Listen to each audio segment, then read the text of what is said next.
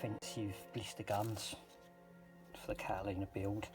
Now these blisters, I've got quite a few of these, so what we're going to do is we're going to cut one of these blisters where the opening panel is, where it swings open.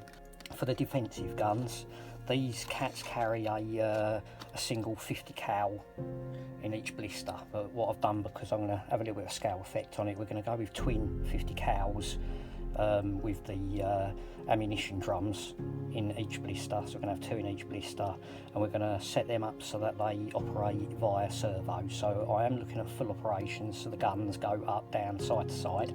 Got a couple of little bits of balsa woods. We've got some little scale handles here, which are off of a little Star Wars model speeder bike. We've got a few of them. We've got some little body posts off of a little RC car crawler. These are going to resemble our barrels.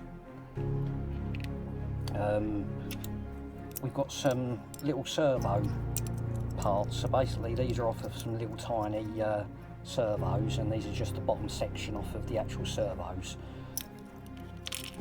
And we have got here some 1/72 scale tank tracks, which will, in theory,